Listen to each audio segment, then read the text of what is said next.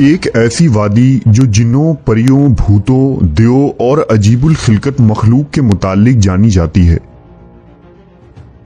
ایسا پہاڑ جہاں ہمیشہ اندھیرا رہتا ہے، چاند سورج کی روشنی وہاں کبھی نہیں پہنچتی۔ وہ وادی جہاں آج تک کوئی شخص نہیں پہنچ سکا۔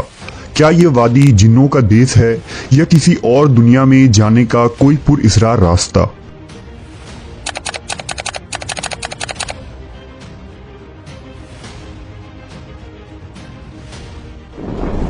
کوہ قاف کا نام سامنے آتے ہی کوئی گمشدہ عربی کہانیاں ذہن میں جاگ اٹھتی ہے۔ ایسی کہانیاں جو بادشاہوں کی حسین شہزادیوں سے شروع ہو کر جنوں اور پریوں کے زیر قبضہ ہیبت ناک قلعوں اور طلسم سے جڑی ہوتی ہے۔ ایسی کہانیوں کا مرکز عام طور پر یہ ہوتا ہے کہ فلاں ملک کے طاقتور بادشاہ کی حسین اور نرم و نازک شہزادی کو فلاں جن یا دیو نے اغوا کیا اور کوہ قاف کے کسی وادی کے تاریک محل میں لے جا کر قید کر دیا۔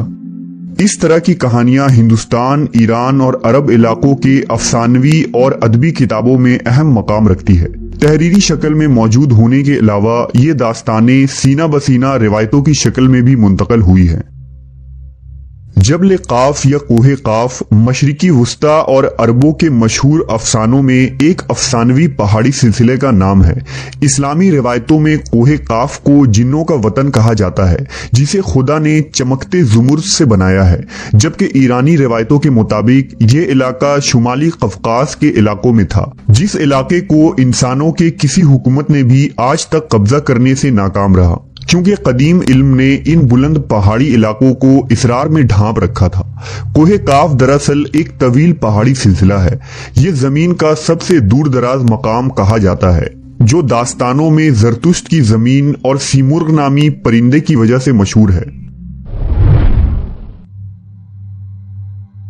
کہتے ہیں کہ کوہ قاف سبز زمرد پر مشتمل ہے، جس کے عکس نے آسمان کو سبز رنگ عطا کیا ہے۔ کوہ قاف کو جنوں کا شہر بھی کہا جاتا ہے، جہاں زمانہ قدیم میں جنات کی نسلوں نے بہت ساری حکومتیں قائم کی تھی۔ امام قزوینی لکھتے ہیں کہ کوہ قاف کئی علاقوں میں منقسم ہے، جس میں 70 زمینیں چاندی کی ہیں، 70 زمینیں سونے کی ہیں اور 70 مشک کی۔ عربی کتابوں کے مطابق قاف پہاڑی سلسلوں میں سب سے اونچا تھا، جو اللہ کی طرف سے زمین کو سہارا دینے کے لیے بنایا گیا تھا، اور اس دنیا میں جتنے بھی پہاڑی سلسلے ہیں، تمام سلسلوں کی شاخیں زیر زمین کوہ قاف سے جڑا ہے۔ اس طرح کوہ قاف جو اس زمین کا سب سے بڑا پہاڑ ہے، تمام پہاڑی سلسلوں کا مرکز ہے۔ زکریا القزوینی نے 13ویں صدی میں عجائب المخلوقات و غرائب الموجودات نامی ایک کتاب لکھی تھی، جس میں انہوں نے کاسمولوجی کے مطابق یہ نظریہ دیا ہے کہ آسمان کو خدا نے تھام رکھا ہے تاکہ وہ زمین پر نہ گر پڑے۔ اس زمین کے چاروں طرف پہاڑوں کا ایک طویل سلسلہ ہے، جس میں کوہ قاف بھی شامل ہے، جو ان سلسلوں کو کھوٹی کی طرح اپنی جگہ پر رکھتا ہے۔ اسی طرح مشہور صوفی بزرگ جلال الدین رومی نے اپنی تحریروں میں کوہ قاف کا ذکر کچھ یوں کیا ہے کہ طاقتور بادشاہ سکندر ذوالقرنین نے آب حیات کی تلاش میں مشرق کا سفر کیا تھا۔ اس سفر کے دوران آپ کوہ قاف تک جا پہنچے تھے۔ جب آپ کوہ قاف پہنچے تو آپ نے دیکھا کہ وہاں فرشتہ اسرافیل قیامت کے دن سور پھونکنے کا انتظار کر رہے ہیں۔ کوہ قاف اور اس میں آباد مخلوقات کے متعلق ایک اور روایت بیان کی جاتی ہے کہ حضرت ابن عباس فرماتے ہیں کہ رسول اللہ صلی اللہ علیہ وسلم ہمارے پاس تشریف لائے جبکہ ہم مسجد نبوی میں حلقہ بنا کر بیٹھے ہوئے تھے۔ ہمیں آپ صلی اللہ علیہ وسلم نے فرمایا، کیا کر رہے ہو؟ ہم نے عرض کیا، ہم سورج کے متعلق غور کر رہے ہیں کہ وہ کیسے طلوع ہوتا ہے اور کیسے غروب ہوتا ہے۔ فرمایا، تم نے اچھا کیا، اس طرح سے مخلوق میں فکر کرو، خالق میں فکر نہ کرنا، کیونکہ اللہ جس کے لیے جو چاہتا ہے پیدا کرتا ہے۔ تم اس سے تعجب کرو کہ کوہ قاف سے آگے 7 سمندر ہیں، ہر سمندر 500 سال سفر کرنے کے برابر طویل ہے، اور اس کے آگے 7 زمینیں بھی ہیں جن کا نور ان کے باسیوں کے لیے چمکتا ہے۔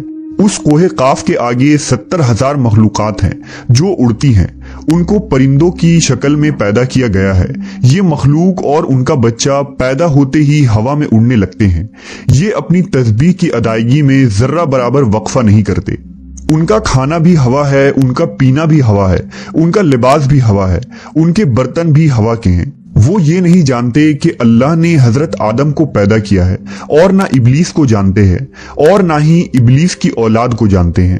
اللہ نے کوہ کاف کو دنیا کے گرد تخلیق کیا ہے۔ یہ تمام دنیا اس پہاڑ کے درمیان میں ایسے موجود ہے جیسے ایک انگلی میں انگوٹھی۔ کوئی انسان وہاں پہنچ نہیں سکتا ہے، کیونکہ وہاں پہنچنے تک 4 مہینے اندھیرے سے گزرنا پڑے گا۔ یہ وہ پہاڑ ہے جہاں کوئی سورج نہیں، کوئی چاند نہیں، یہاں تک کہ یہ لوگ چاند و سورج کے بارے میں بھی نہیں جانتے کہ اللہ نے چاند اور سورج بھی تخلیق کی ہے۔ جو روشنی ان تک پہنچتی ہے وہ قاف پہاڑ کی روشنی ہے، اور وہاں موجود لوگ جڑی بوٹیاں کھاتے ہیں، اور ان کے بدن پر کوئی کپڑا نہیں ہوتا۔ صحابہ نے پوچھا، یا رسول اللہ، کیا وہ لوگ فرشتے ہیں؟ آپ نے ارشاد فرمایا، نہیں، وہ فرشتے نہیں، لیکن اللہ سے ان کی فرما برداری بالکل فرشتے کی طرح ہے۔ پھر آپ نے فرمایا کہ معراج کی رات ان کی ملاقات کوہ کاف کے لوگوں سے ہوئی تھی، اور وہاں کے لوگوں نے آپ صلی اللہ علیہ وسلم کی دعوت کو قبول کیا اور وہ مسلمان ہو گئے۔